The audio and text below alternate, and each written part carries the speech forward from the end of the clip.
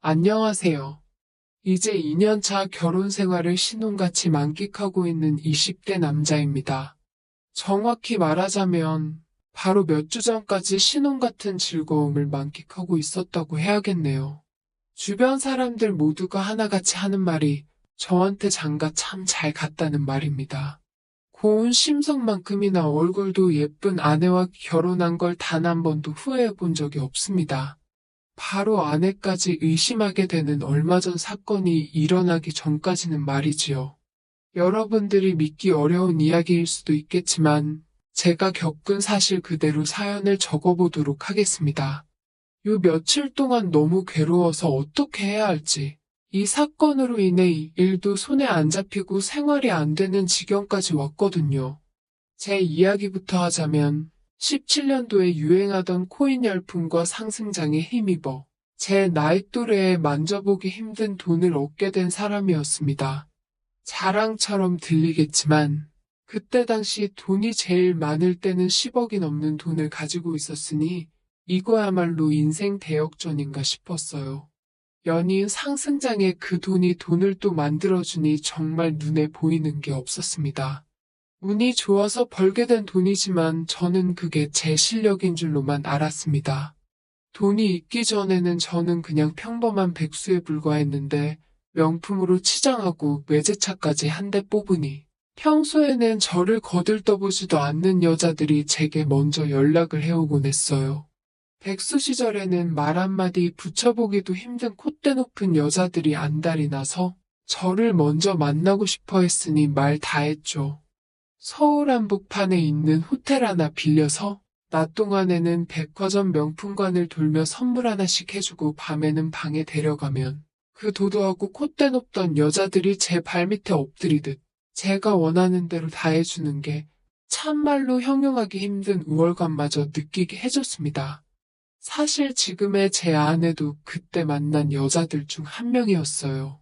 미모는 다른 여자들에 비해 조금 덜 아름다운 수준이었어도 어떻게든 제 마음에 들려고 정말 이것저것 먼저 공부해서 열심히 저한테 봉사해주던 모습이 기억에 남네요. 그때는 사실 한 번 만난 여자들과는 두 번은 안 만난다는 주의였는데 아내가 그만큼 저에게 매달렸기 때문에 아내만큼은 여러 번 만나게 되었습니다. 그렇게 떵떵거리면서 사는 것이 그렇게 오랫동안 이어지지는 않았습니다. 그런 큰 돈이 제 그릇에 담기 힘든 금액이었나 봅니다. 어쩌다 운 좋게 부자가 되었지만 돈을 잃어가는 와중에도 그게 그저 운이 따라주지 않는다고 생각했고, 저는 언제든지 그 큰 돈을 만들 수 있는 실력을 가지고 있다고 착각했습니다. 가족들이며 친척들의 돈까지 빌려다가 잃은 돈을 회수하기 위해 혈안이 되어 있었지만 운 좋게 번 돈은 그렇게 쉽게 제 손을 떠나가고 말았습니다. 열풍이 관기로 바뀔 무렵 각종 규제가 생기면서 장 자체가 안 좋게 바뀌더라고요. 그나마도 제가 들고 있던 것들은 한순간에 한 줌의 휴지 조각이 되어버렸습니다.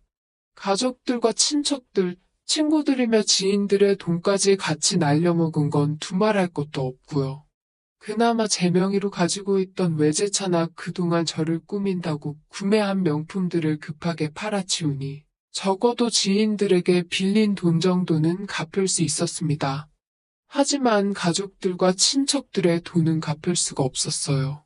그렇게 쫄딱 망해가지고 가족들 볼락도 없어서 싸구려 고시원을 전전하며 연명하고 있는 저를 있는 그대로 받아준 사람이 두 명 있었습니다.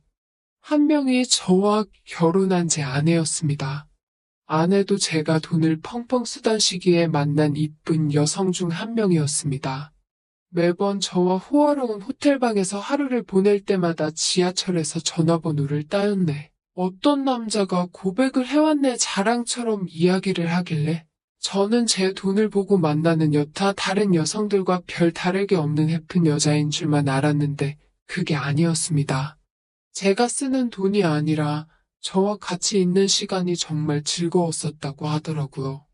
모든 것을 잃은 제가 버틸 수 있게 만드는 버팀목이 되어 주었습니다. 그때 결혼까지 결심했고요. 제 곁을 지켜주면서 제가 제정신을 차릴 수 있게 도와줬습니다. 저도 그녀 하나만을 행복하게 해줄 생각에 더 이상 일확천금을 노리지 않았고, 비록 아르바이트였지만 성실하게 일해서 꾸준하게 돈을 모으게 되었습니다. 정신 고쳐먹고 정말 열심히 살았어요. 그리고 저를 내치지 않았다는 다른 한 사람은 제가 돈을 펑펑 쓰던 시기에 알게 된 형님이었습니다. 제가 몇 번 투자 권유를 해서 이 형님도 큰 돈을 만지게 되었는데 이 형님은 저와는 다르게 그 돈이 하루아침에 사라질 수 있다는 걸 인지한 건지 어느 정도 돈을 벌고 나서는 코인에 손을 완전히 뗀 사람입니다. 어떻게 보면 참 대단한 의지력을 가진 사람이지요. 이 형님은 그 돈으로 가게를 하나 차렸고 어떻게 연이 닿아서 제가 아르바이트를 할 수 있게 도와줬습니다. 빈털터리가 된 이후에 형님 밑에서 일하고 있었는데 이 형님이 제가 새 출발을 할 수 있게 도와줬습니다. 가게가 장사가 잘 돼서 2호점을 계획 중에 있는데 돈을 빌려줄 테니 그 2호점을 제가 맡아서 운영해보면 어떻겠냐고 물어보더군요. 어쨌든 제가 이 형님이 이 정도로 성공할 수 있도록 일조한 부분은 사실이었으니 형님은 어떻게든 저를 도와주고 싶다고 하셨어요. 그 와중에 돈을 더 빌려주셔서는 제가 가족들과 친척들에게 빌린 돈까지 갚을 수 있게 도와주셨습니다. 2호점 잘 성공시켜서 제가 아내와 가정을 꾸리고 안정적인 삶을 찾을 때까지는 이자 이야기는 하지 않을 테니 꼭 성공해서 갚으라고 하더라고요. 정말 눈물이 날 뻔했습니다. 아내는 저의 버팀목이 되어주었고, 이 형님은 저에게는 은인과도 같은 존재가 되었습니다.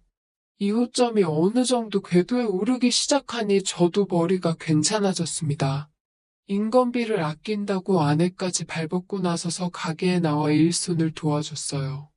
아내와 저 두 사람이 정말 발바닥에 땀이 나도록 뛰어다니며 일궈낸 성공이나 마찬가지였습니다. 가게에서 벌리는 돈은 아내와 제가 두 사람이 생활하기에 모자람을 떠나 넉넉할 정도의 돈벌이가 되었지만 저는 아내와 합의하에 생활비를 최소한으로 하고 형님에게 빌린 돈을 큰 금액씩 달마다 갚아나가기로 결정했어요. 형님에게 돈을 갚아나가면서 신세진 돈의 20% 정도를 갚았을 적입니다. 형님은 돈이 급한 게 아닌데 천천히 갚는 게 어떻겠냐고 조금 부담스러워 하시더군요. 열심히 일하는 것도 좋지만 그렇게 일만 해가지고 사는데 낙이 없지 않겠냐고. 저도 저지만 제 아내도 한참 때인데 이쁘게 꾸미고 놀고 그러는 게 스트레스 해소에 도움이 되지 않겠냐며 저를 걱정해 주더라고요. 하지만 저는 형님에게 빌린 돈을 먼저 갚고 싶고 인생을 즐기는 건 그 이유가 되어도 상관없다고 딱 잘라 말했습니다. 그런데 형님이 그런 저와 아내를 안쓰럽게 본 건지 형님의 주도로 형님 가게인 1호점 직원들과 제가 운영하고 있는 2호점 직원들까지 불러 모아 거하게 회식을 준비해 주셨어요. 정말 몇 년 만에 마시는 술인지 맥주 한 잔을 마시는데 그동안 고생했던 게 북받쳐 올라와서 눈물까지 나더라고요. 저희 가게에서 일하는 직원들은 제 사정을 모르니 뭐가 그렇게 좋아서 저렇게 울고 있나 싶었을 겁니다.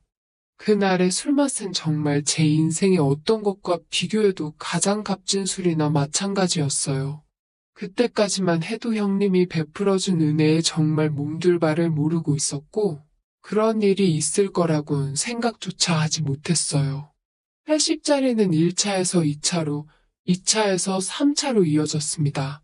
오랜만에 마신 술 덕분인가 조금 술이 과했나 하는 생각이 들기는 했지만 그날 하루만큼은 모든 걸 내려놓고 즐기고 싶었나 봐요. 3차 자리가 되니 직원들이 하나둘씩 집에 돌아가게 되었습니다. 결국 3차 자리가 끝났을 땐 남은 건 저와 아내, 그리고 형님 단 3사람 뿐이었습니다. 자리도 파하는 분위기라 형님께 이제 그만 돌아가 보는 게 좋겠다고 말했는데 형님은 밤은 이제부터 시작인데 어딜 내뺄 생각이냐며 술을 더 마시자고 하더라고요.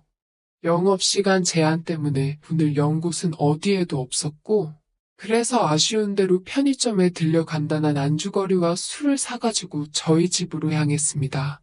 아내가 술에 많이 취해 보였는데 그래도 우리가 다시 일어날 수 있게 도와준 형님인데 형님 기분을 맞춰주려 해서 자리를 지키고 있었어요. 그러다 결국 아내는 평소보다 곡절로 마신 술 덕분에 아주 만취해 있었고 거의 쓰러질 듯 말 듯한 아내를 부축해서 방에 재워놓고 다시 형님과 단둘이 다시 술자리를 시작했습니다. 형님은 제가 성공할 줄 믿고 있었다며 저에게 술을 계속해서 권했어요. 엄청난 주당이신 형님을 술로 이길 수가 없었습니다. 저도 들뜬 기분에 주는 술 거절하지 않고 연거푸 마시다 보니 어느 순간에 술 기운이 확 오르더라고요. 그 시점부터는 필름이 끊겨서 중간중간밖에 기억이 나질 않는데 형님에게 저는 이제 더는 못 마시겠다며 그 자리에서 바닥에 드러누운 게 기억이 납니다. 그리고 그대로 뻗어버렸어요. 시간이 얼마나 흐른지는 모르겠습니다. 술에 만취하셨던 경험이 있는 분들은 제 말에 공감하실 것 같아요. 술 마시다 잠들었을 때 술이 깨는 타이밍에 잠깐 잠에서 깨는 경우들 있지 않으신가요? 술 기운이 남아서 어질어질했지만 제가 그런 느낌으로 잠깐 잠에서 깼습니다. 물 한 잔 마시려고 술상 위에 있을 물컵을 더듬고 있는데 제 옆에서 같이 누워 잠들어 있어야 했던 형님이 보이질 않더라고요. 다 잠들어서 집에 혼자 돌아가셨나 하는 생각이 드는 찰나에 아내가 잠든 방 쪽에서 부스럭대는 소리와 찰싹대는 소리가 들려왔습니다. 돈을 다 날려먹고 구한 집인데 정상적인 구조의 집이 아니었거든요. 원룸식 건물인데 평수가 좀 큰 구조라서 방은 따로 없지만 거실과 방을 나누는 경계선을 따로 만들어서 커튼으로 살짝 막아놓은 구조였거든요. 방과 거실을 나누는 건 얇은 커튼 한 장이었기 때문에 그 찰싹대는 소리가 적나라하게 들리더라고요. 그리고 그 소리를 집중해서 들어보니 아내가 잠든 방에서 들려서는 안 될 소리라는 걸 깨닫게 되었습니다. 제 옆에 있어야 할 형님이 보이질 않았고 방 안에서 들려오는 익숙한 거친 숨소리. 아마 저는 그때 아내가 잠든 방 안에 있는 게 형님이라는 걸 깨달았던 것 같습니다. 그 상황을 인지하면서도 술기운 때문에 머리는 빙빙 돌고 오만 가지 생각이 오고 가는 상황에 뒤통수를 강하게 얻어맞은 것처럼 온몸이 굳어 그 자리에 가만히 있을 수밖에 없었습니다. 뜬 눈으로 커튼 너머를 주시하고 있는 제 바닥에 그렇게 쓰러져 있었습니다. 이윽고 커튼이 슬쩍 열리고 그 커튼 사이로 형님이 나오더군요. 형님은 다시 제 옆으로 나와 제가 아직도 깊은 잠에 빠져들어 있는 상태인지 확인하듯 저를 살피다가 제가 잠이 들어있는 거라 확신을 했는지 제 옆에 다시 눕지 않고 화장실로 향하더라고요.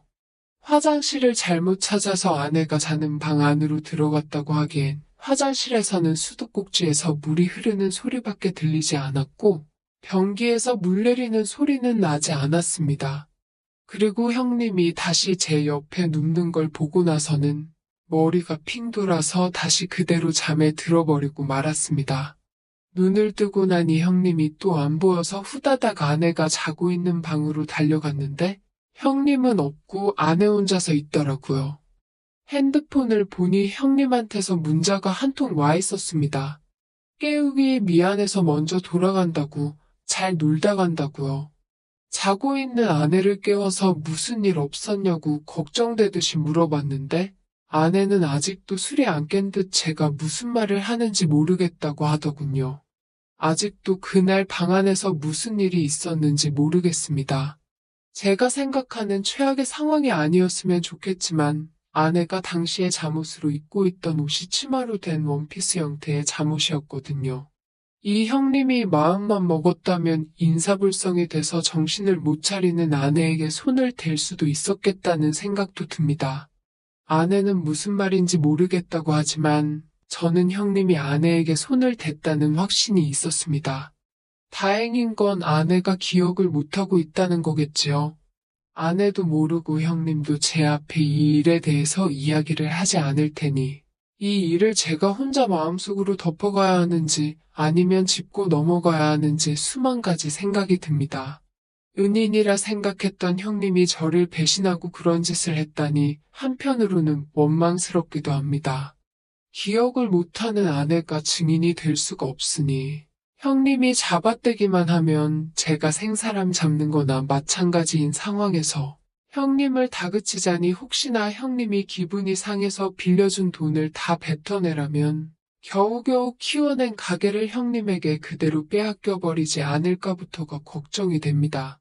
그 상황에서 아무 대처도 못한 제가 한심스럽고 이제는 아내까지도 기억을 하는데 오리발을 내밀고 있는 건가 하는 의심마저 들고 있습니다. 저만 이 일이 없었던 일이다 하고 잊으면 다 될 일인데 도무지 그렇게 되지가 않네요. 아직까진 아무 일도 없다는 듯이 연락이 오는 형님에게 저도 아무것도 모른다는 듯이 대응하고 있는데 형님이 제 아내의 안부를 물을 때면 괜히 더 신경이 쓰이고 하네요. 제가 어떻게 해야 하는 게 좋은 건지, 덮고 가야 하는 건지 아니면 모든 걸 잃을 각오로 아내나 형님에게 대체 그날 방 안에서 무슨 짓을 했는지 따져 물어야 하는지 정말 모르겠습니다. 사연 들으신 분들께서 저에게 따끔한 충고와 조언해 주시면 정말 감사하겠습니다.